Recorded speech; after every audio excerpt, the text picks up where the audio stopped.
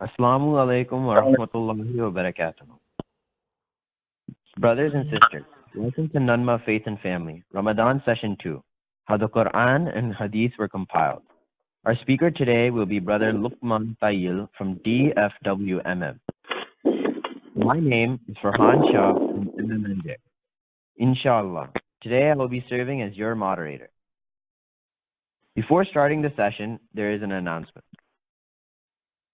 Nanmma Zakat team has started collection of Zakat and Sadaqah for this year. 70% of the amount collected will be distributed within United States and Canada. Please contribute generously to the Nanmma funds from your Zakat. The total session time for today will be 45 minutes with 30 minutes for the talk and 15 minutes for the Q&A at the end. I request you all to mute your phones and pay attention to the talk. Some details about our speaker, who was born in Kerala and grew up in Makkah with his parents. Learned Quran recitation and memorization in Makkah. His areas of interest include Tajweed, Seerah, and Islamic history. He regularly attends workshops on fiqh and Seerah. An active member of his community, he gives khutbah in local masjids and is an IT enterprise architect by profession. MashaAllah, multi-talented Brother Luqman. Without further ado, let's welcome Brother Luqman Tayyil from Dallas, Texas. Brother Luqman, if you could please make a start. أعوذ بالله من الشيطان الرجيم بسم الله الرحمن الرحيم الحمد لله رب العالمين والصلاة والسلام على أشرف الأنبياء والمرسلين أشهد أن لا إله إلا الله وحده لا شريك له وأشهد أن محمدا عبده ورسوله الحمد لله. Today's topic is about how the Quran and the Hadith is compiled. So I will try to go into the chronology of the compilation of the Quran, and also into some extent at the end the Hadith is a little more complicated, so I will not go into as much details about the Hadith, but I will give a summary of that also, inshallah. Alhamdulillah, we are now almost halfway through the Ramadan. This is the month of Quran. As Allah subhanahu wa ta'ala says in the Holy Quran, أعوذ بالله من الشيطان الرجيم بسم الله الرحمن الرحيم شهر رمضان الذي أنزل فيه القرآن هدى للناس وبينات من الهدى والفرقان. This month that we are all blessed to be alive in, to be able to fast, this month was honored due to the Quran. The Quran is the book of Allah subhanahu wa ta'ala, His speech. We should understand that these are the words of Allah subhanahu wa ta'ala, the words that Allah subhanahu wa ta'ala spoke. If you can imagine this whole universe, you know, your parents, all the animals and the plants and the earth and the stars and the sky, these all came into existence by the word of Allah subhanahu wa ta'ala. And that it is those commands of Allah, the commands that Allah spoke, that created this universe. You can imagine how complex and magnanimous and enormous it is.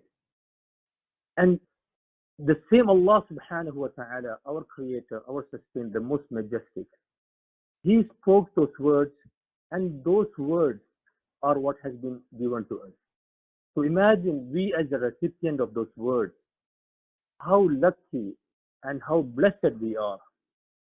So with that perspective, I want you all to understand, I want you to give a perspective. What are we talking about here? The great Quran that Allah subhanahu wa ta'ala, His speech is what we are discussing. So, keep that in mind as we go through this session, inshallah. So now, Quran is the kalam of Allah subhanahu wa ta'ala. You cannot get closer to Allah subhanahu wa ta'ala with anything other than what proceeded from Allah subhanahu wa ta'ala, which is the Quran. Now, how did the Quran come to us?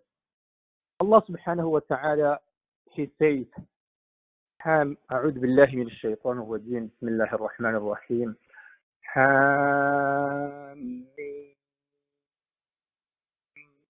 والكتاب المبين إنا أنزلناه في ليلة مباركة إنا كنا منذرين. Allah subhanahu wa ta'ala says, Hamim, the great, the clear book, Inna anzalnahu fi laylatin mubarak. We have indeed sent it down in the blessed night, and indeed, Inna kunna mundirin. We are we were the warners about it. Then in another in Surah Al-Qadr, Allah in about Laylatul Qadr, Allah subhanahu wa ta'ala says, Inna anzalnahu fi laylatin mubarak. In the same ayah, this is again about Laylatul Qadr, Allah subhanahu wa ta'ala says, Inna anzalnahu fi laylatil qadr. That we have sent it down in the night of power. So what is the distinctive features of the Quran that we should understand with respect to its revelation and its compilation? The most important distinction between the Quran and other words is that the Quran is speech from Allah subhanahu wa ta'ala, revealed in its precise meaning and wording to Angel Jibreel. Okay? It has been protected by Allah subhanahu wa ta'ala against any corruption. Okay? So if you look at the sequence, it is Allah subhanahu wa ta'ala,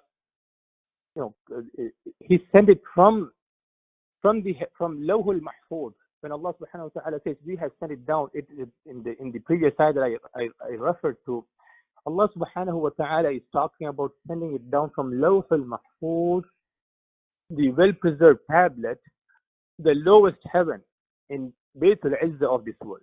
Okay?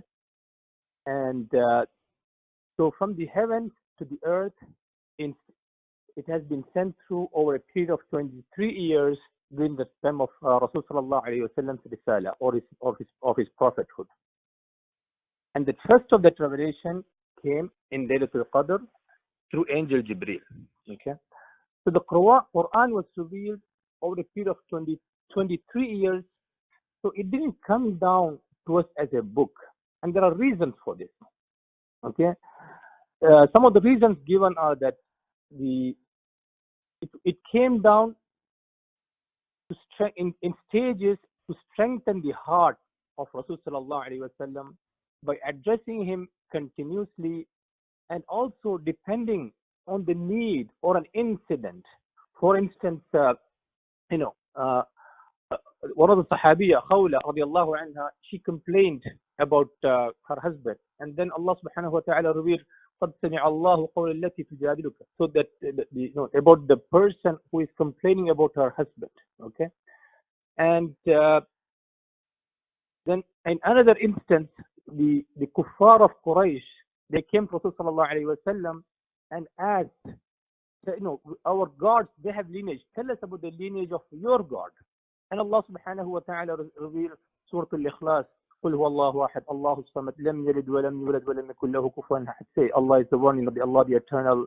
He neither begets nor is he begotten, and there is none like unto him. So as the occasion arose, Allah subhanahu wa ta'ala brought from the heavens to the earth Rasul sallallahu alayhi wa sallam the different ayahs of the Quran. Okay.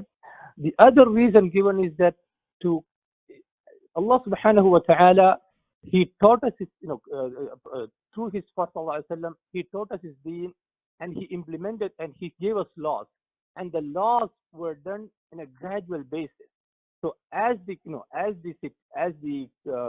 condition of the ummah and the condition of believers change, Allah subhanahu wa ta'ala sent down his laws, and we know the very well quoted example of that is how Allah subhanahu wa ta'ala gradually banned the drinking of alcohol. First Allah subhanahu wa ta'ala said, don't approach don't come to salah when you are drunk. So finally, where he said this is haram for you, right? Then the other reason given is that to make the understanding, application, and memorization of the revelation easier for the believers.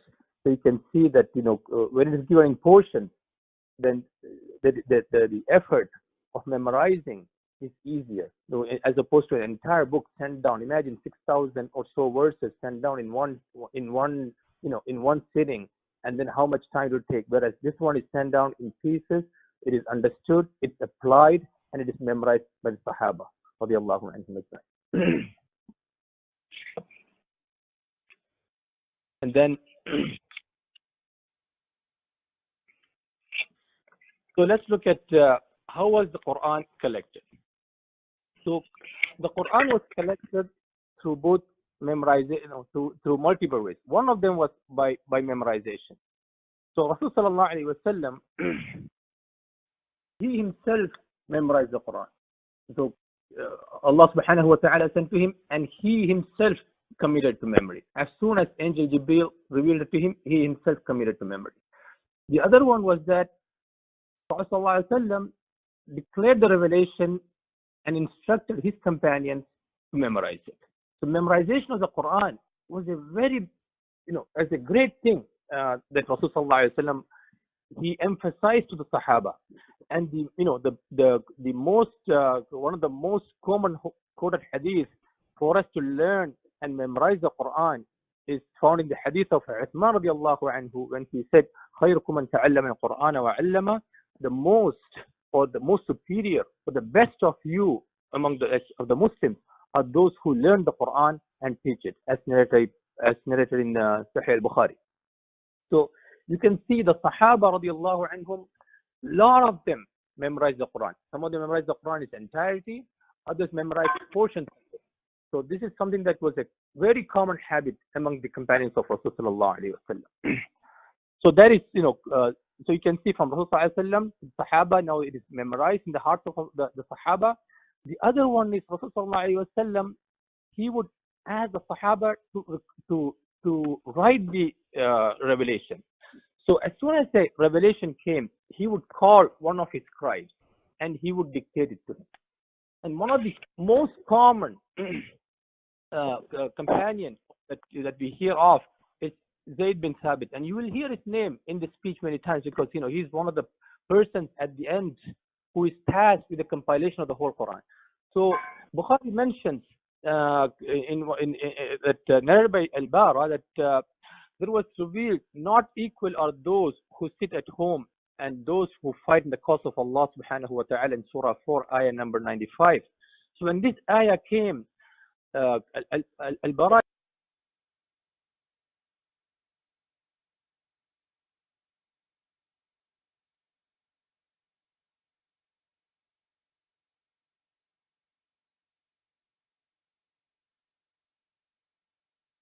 the one that is to the scapular bone and the ink pot. Can you all hear me? Okay. Then he said, right, not equal are those, and he gives that whole ayah. So you can see the effort that Rasulullah made in recording, not just the oral one, in a written and recorded condition of the revelation. So in another hadith, I mentioned Bukhari, Anas bin Malik, Qatada says, I asked Anas bin Malik, who collected the Quran at the time of Rasulullah sallallahu alaihi wasallam? And he replied, 4, all of whom were Al-Ansar. So this is Anas bin Malik's answer. Okay, and he gives the names of 4 Sahaba: Ubay bin Ka'ab, Mu'adh bin Jabal, Zayd bin Thabit, and Abi Zayd. It's also reported that the material upon the revelation was written. All the tools for writing this was stored in the house of Rasul sallallahu alaihi wasallam. And when the time came, as I will mention later about compiling the Quran, Abu Bakr radiallahu anhu and they all got to the house of Rasul sallallahu alaihi wasallam. They take all these materials from the house of Rasul sallallahu alaihi wasallam to compile the Quran. Also, the different order of the sequence of the Quran. This was also, so it was not just that Rasul sallallahu alaihi wasallam he told the Sahaba to just write as the revelation came. the Quran has an order, and that order was also dictated by Rasul sallallahu alaihi wasallam to the Sahaba, and he would tell them that this is a sequence in which these ayahs will be placed. Okay, and the validation of that, and also he gave the names of the surahs. You can, how we know that in India Hadith itself, of the Sahaba, they say about, the Rasul when they stand behind him, he would recite Al-Baqarah, Al-Imran, Al-Nisa. So the names that we know today are also mentioned in the Hadith. So the names of the chapters were also given by Rasul sallallahu alaihi wasallam to those. So the revelation came down, written down. Their order is mentioned and is ordered by Rasul sallallahu alaihi wasallam. Their names are also given by Rasul sallallahu alaihi wasallam. Okay, and then the sequence was strictly observed by the Sahaba radiallahu anhum, and also the sequence and the revelation was entirely reviewed by Angel Jibril. Rasul sallallahu alaihi wasallam, he used to recite the entire Quran to Jibril alayhi salam in each Ramadan. So Jibril alayhi salam, he would validate the everything about the Quran, including its sequence with Rasul sallallahu alaihi wasallam. So this happened once in every Ramadan, and then twice in the last year of his life of Rasul sallallahu alaihi wasallam. So then now about the, just to give you one example of of the fact that the Sahaba used to compile this and put them into into a written text. We all know the famous story of how Umar radiallahu anhu embraced Islam. How Umar radiallahu anhu set out to kill Rasul sallallahu alaihi wasallam. Then somebody informed that the Islam had already spread to the Sahabi who met him. He told him that Islam has already spread to his own family and he should take care of his own family first. So he went to the house of his sister and he found her with her husband reciting the Quran. And then Umar said, Umar asked him, "What are you doing?" And then they get into a fight. And Umar radiallahu anhu, being the person that he was before he became Muslim, he slapped his sister. And then she starts bleeding, and his heart becomes soft. And she asked him, "Okay, fine, okay, tell me what are you reciting? I want to see it." So she said, "No, I can't give it to you. You are unclean." So what he's asking, he's asking for that parchment from which his sister was reciting. So you can see at that time itself there was a parchment of the written revelation of the Quran. Okay, so I'm just giving you different incidents to kind of give evidence that the Quran was written even at that time in different sections, as in whatever material. And this example, like on a parchment. And then, so if we can summarize, what did Rasul sallallahu alaihi wasallam leave behind? He left behind the way the material was, all the parts of revelation were both available in written form and memorized by the companions, and all of them were available in loose written material, making it easy for arranging later. Okay, the order was already fixed by Rasul sallallahu alaihi wasallam in the written form. Okay, and the arrangement of which where the different ayahs were also written, and the arrangements were also the arrangements of the surahs were also given by Rasul sallallahu alaihi wasallam. And then, so this is what made the later compilations of the Quran easy for the Sahaba. Now, let's look at what happened after the death of Rasul sallallahu alaihi wasallam. So after the death of Rasul sallallahu alaihi wasallam, it is mentioned that at the time of Abu Bakr radiallahu anhu, when Abu Bakr, in the Battle of Yamama, a large number of the Huffaz of the Quran, they were killed. So so it was feared that if we don't have a written copy of the Quran, a large part of memorization would be lost. So it is mentioned in Sahih Bukhari, this incident is given by this recorded. So Zayd bin Thabit, he narrates that one of the scribes of revelation, Abu Bakr sent for me after the casualties among the warriors of the Battle of Yamama, where a great number of the Qurra were killed. And Umar radiallahu anhu was present with Abu Bakr, who said, "Umar has come to me and said the people have suffered heavy casualties on the day of Battle of Yamama, and I'm afraid that there will be some casualties among the Qurra at other places whereby a large part of the Quran may be lost unless you collect it. And I'm of the opinion that you should collect it. So this was Umar radiallahu anhu advising advising Abu Bakr radiallahu anhu. Abu Bakr, always a person who is extra careful, he said, I said to Umar, how can I do something which Allah's apostle has not done? And Umar radiallahu anhu, he said, by Allah, it's a good thing. So Umar radiallahu anhu kept on pressing, trying to persuade me to accept his proposal till Allah opened my heart for it. And I had the same opinion as Umar. Okay? And then Zayd bin Thabit, he added, Umar was sitting with Abu Bakr and was not speaking. Abu Bakr said to him, you are a wise young man. We do not suspect you of telling lies or forgetfulness. You used to write the divine inspiration for Allah's apostle. Therefore, look for the Quran and collect it. Okay, this is again advice to Zayd bin Thabit. So by Allah, then Zayd bin Thabit says, by Allah, if he had ordered me to shift one of the mountains from its place, it would not be harder for me than what he had ordered me concerning the collection of Quran. I mean that he took it as such a big task. Remember, he is now collecting, he's been tasked to compile the Quran as a book form, okay, in one compilation. So I said to both of them, how dare you do a thing which a Prophet has not done? And Abu Bakr who said, by Allah, it's a good thing. So I kept on arguing with him till Allah opened my bosom for what he had said, for that which he had opened the bosoms of Abu Bakr, the understanding of Abu Bakr and Umar. So I started locating the Quranic material and collecting it from parchment, scapula, leaf stalks of date palms, and from the memories of men who knew it by heart. Okay? And then I found with Khuzaimah 2 verses of Surah Tawbah, which I had not found with anybody else. And verily, there has come to you an apostle, Muhammad, from among yourself. It grieves him that you should receive an injury or difficulty. He is ardently anxious over you to be guided. Okay, so this is the last verse that he found with one of the Sahaba.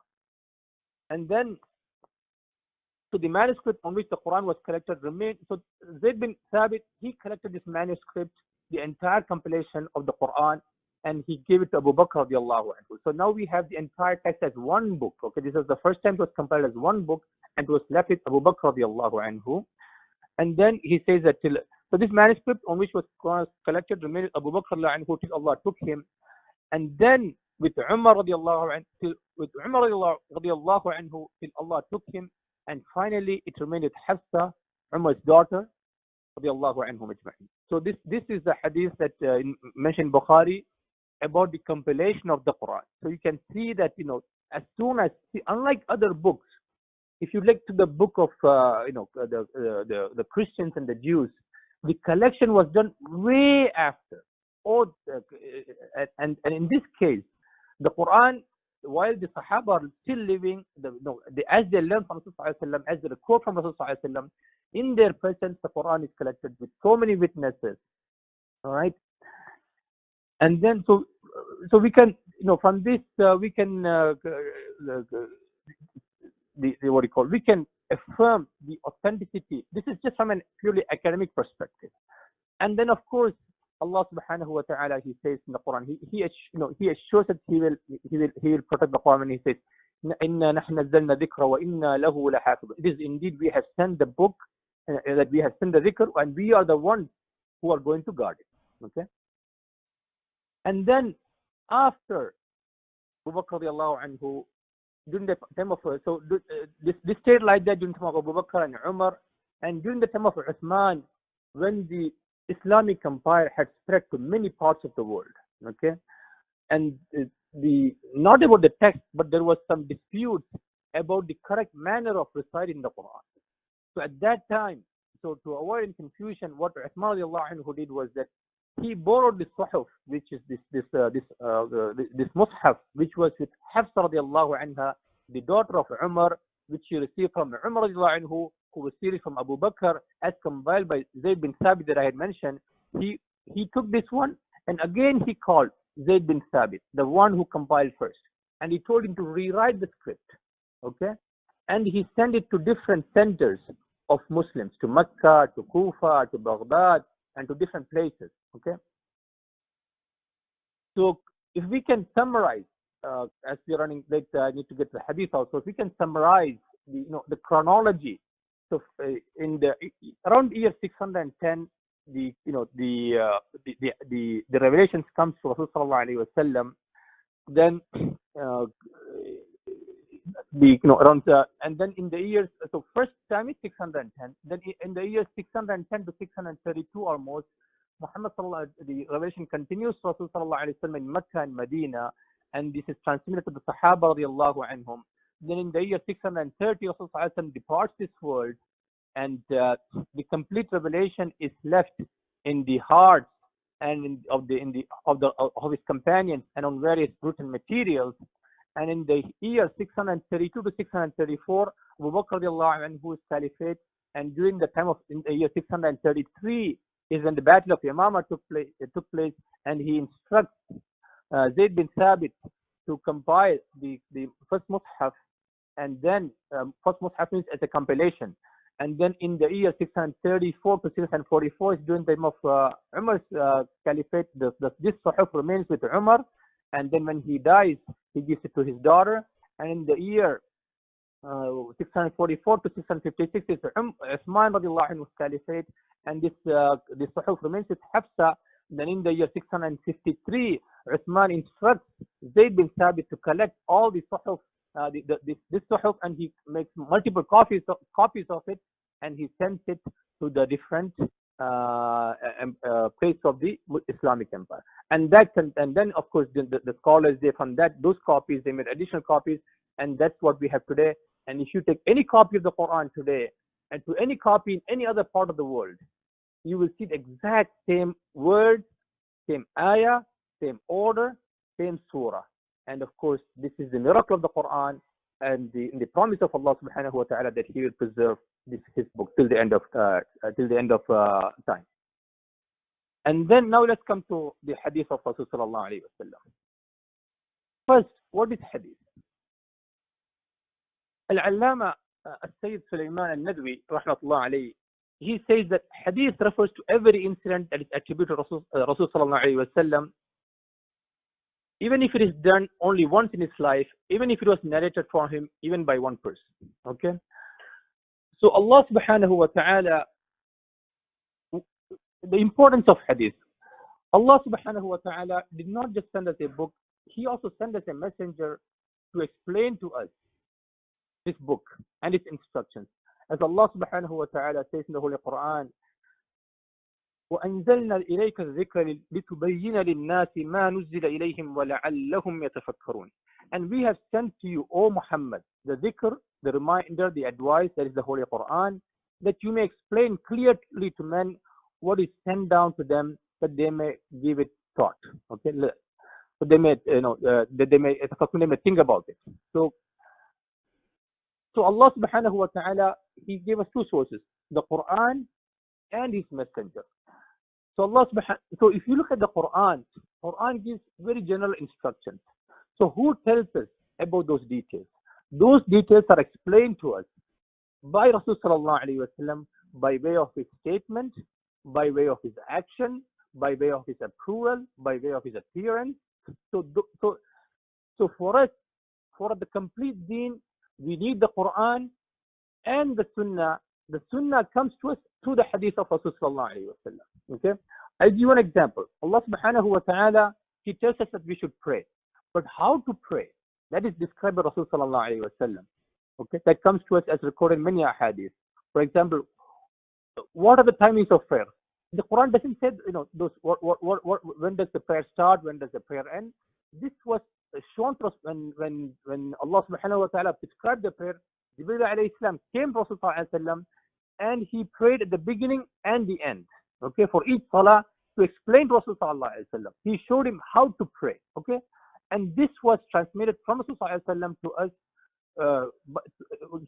Was transmitted from Rasul sallallahu alaihi wasallam to his companions. So the companions recorded that, and then they practiced it, and that is how it came to us. So the companions not only practiced it, Some of them actually recorded the sayings of Rasulullah. Among them, the most famous being Abu Hurairah radiallahu anhu. So, these collections, they were, these are the parts. They are these systematic collections. They continue towards the end of the second, what do you call, the beginning of the second and third century. So of course the Sahaba, they collected it and they taught the Tabi'in, and the Tabi'in, they taught the Tabi'in, and they recorded it, they collected it, and then in summary, due to time, I will just go over the few collections that are famous to us. First one is the Muwatta of Imam Malik. This is one of the earliest collections of the Hadith. He was born in Medina in the year 693 Hijri. Okay, so again, this is not far from the time of the Sahaba. So in fact, Imam Malik, he's one of those who have met the Sahaba. Okay, and then the other one is the Musnad of Imam Ahmad. He was born in the year 164 Hijri, and then this hadith, they were taught by the scholars to their students, and finally we have what we know as the famous the sixth Sahih, or the sixth Sihah, or literally the most the Sahih means the most authenticated text.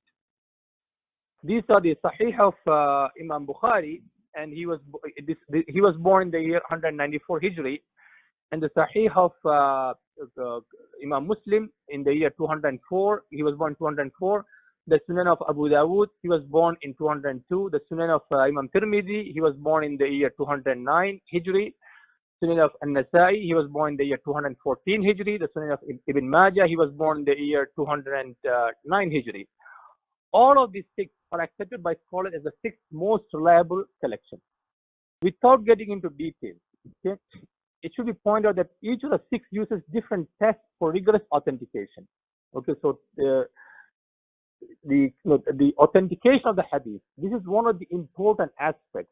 As if you look at academic works, different in history, you will find that the hadith of Rasul sallallahu alaihi wasallam is the most researched and the most authenticated work, and for this the scholars, they detail many hadiths on, and without going into this, there are many signs of hadith. The methodology of compilation, the methodology of the history or the biography of the compilers, and all this is a science of its own.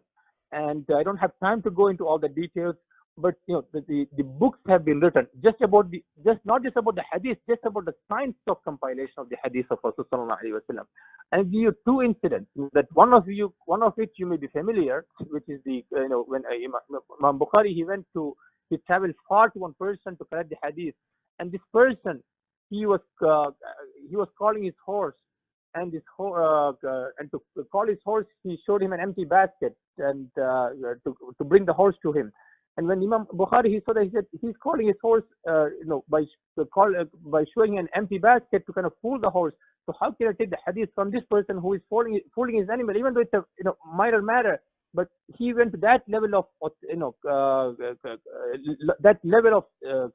call, authentication, and level of standard, that he would not take the hadith from this person, even though it's a very normal human habit.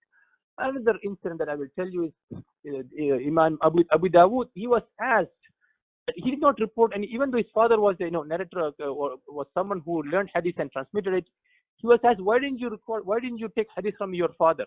He said, that by Allah, I cannot, he said that he cannot say anything bad about his father, because it is his father, but he says, I cannot take hadith from him because his memory is weak. So you can see that they were not even partial even to their own father when it came to hadith. So that is the stringency that they have adopted to recording the hadith of Rasul sallallahu alaihi wasallam. Inshallah, I would like to conclude that. So my dear brothers and sisters, this deen that has come to us, okay, from Allah subhanahu wa ta'ala. It is authentic. It is based on the book of Allah subhanahu wa ta'ala and the authentic sayings of his messenger. Those are all protected by Allah subhanahu wa ta'ala. Just say Allah subhanahu wa ta'ala says that he will protect his book. He will also protect the sayings of his messenger, the authentic sayings of his messenger, because this deen depends on those. Those are the explanations of the Quran. So they are also protected by that statement of Allah subhanahu wa by the statement of Allah subhanahu wa ta'ala. And then, so for us, we don't have to worry about the authenticity of this deen. Unlike many other religions, what we have to worry about is how much we are practicing the deen of Allah subhanahu wa ta'ala, how much we are benefiting from the deen of Allah subhanahu wa ta'ala. And I like to remind all of you that this is the book of this is the month of Ramadan, the month of Quran, that we should make extra effort to learn the Quran, understand the Quran, and memorize the Quran, and recite as much of it as we can. Teach to our children. And this book will be preserved in the hearts of the believers till the day of judgment. And let us be ourselves and our children and their children be in the service of deen and that vehicle to preserve the Quran. May Allah subhanahu wa ta'ala give us the tawfiq to practice what we have learned. And may Allah subhanahu wa ta'ala make us among those, the Ahlul Quran, the one about whom he says, the hadith of Rasulullah says that those who memorize the Quran, for them on the day of judgment, their parents, not them, their parents will be given a crown who will be brighter than the sun. So may Allah subhanahu wa ta'ala give us all the tawfiq to teach our children the Quran and ourselves learn and practice the Quran. And with that I will conclude and I will give it back to the moderator. Jazakumullah khair. MashaAllah. Wonderful speech, Brother Luqman. I would like to echo your dua. May Allah give tawfiq to everyone to retain this knowledge and practice it in our life. Ameen. Brothers and sisters, let's open the session for Q&A. If you have logged in through Uber Conference and would like to ask a question, please unmute yourself at this point. I would like to remind you to keep your questions contextual to this topic, please. You can also email your questions and comments to media@nanmaonline.com. Subject, Faith and Family, Ramadan Session 2. Let's start with the first question.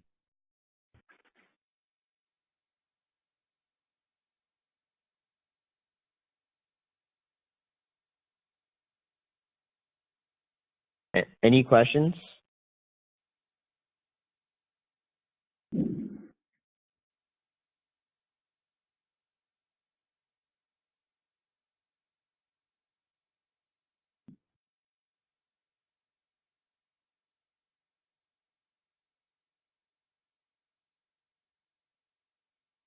MashaAllah, we have a really good crowd. Come on, any questions?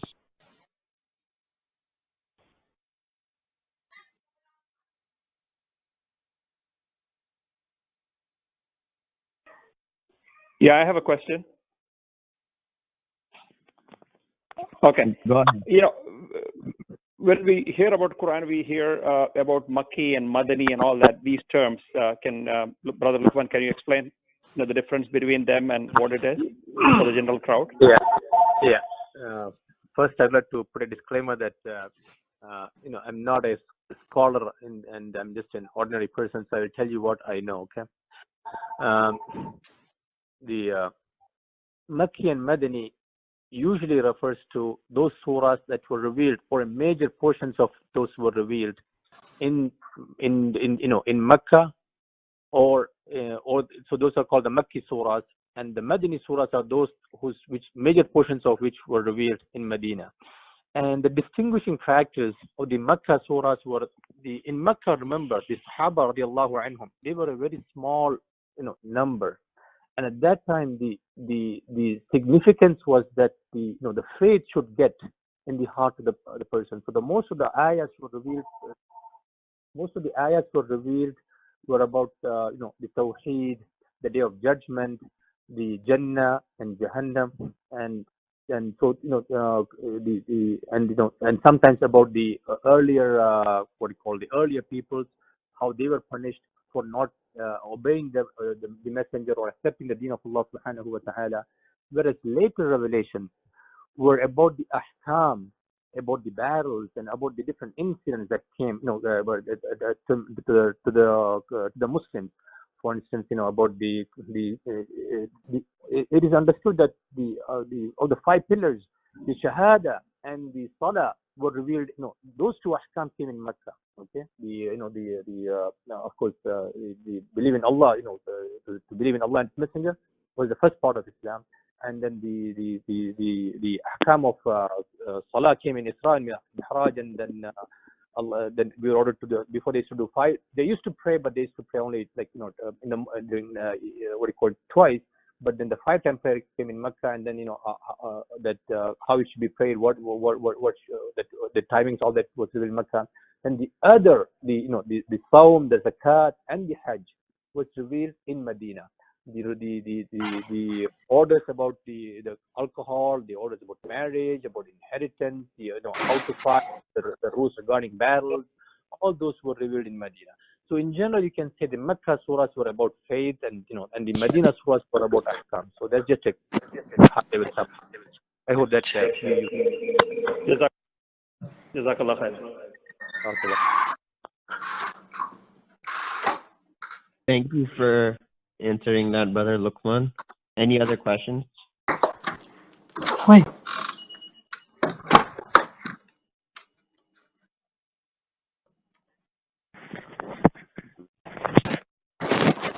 Looks like that's our last question. Jazakallah khairan. One more question, sorry. Okay, go ahead. Okay. So we have, is there a authentic way? I mean, where can we find when we hear about some saying that okay, it was narrated and all, but and especially during this internet age, like we get a lot of messages. How do we authenticate? How do we check and verify that these are really authentic? I'm assuming you are referring to the hadith, or you're referring to the Quran? Yes, hadith. Actually. The hadith, okay. We have a lot of hadith, and I know that there are a lot of some books where we say Imam Bukhari and like 40 or hadith, Sahih hadith and all. So, but then when we get a lot of messages and all, we sometimes get confused whether this is really authentic or not. Is there any good place to go and check it out? And the second question to my the second part of my question is, what are the criteria to term a particular hadith as authentic?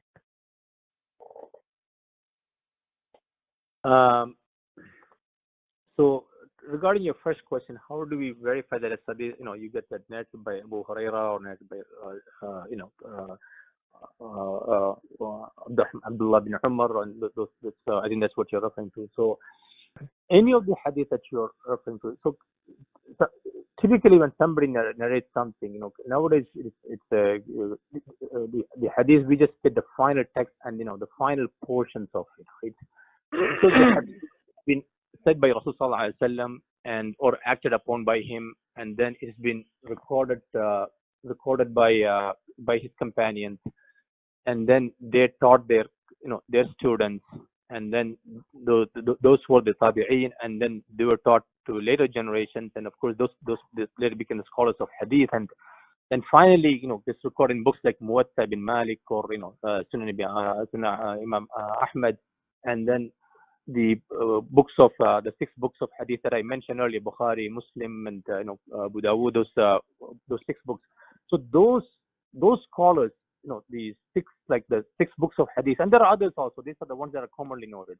Okay, they have taken extraordinary precautions, and the other scholars have valued it even as recent as this last century. What do you call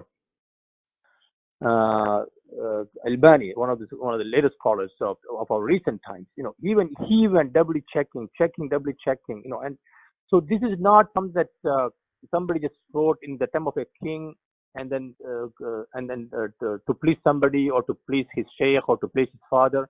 This has been going to so many levels of authentication. I'll just give you one book, one science, which is what do you call it, the biographies. Okay, they have taken the biographies of each of the narrators.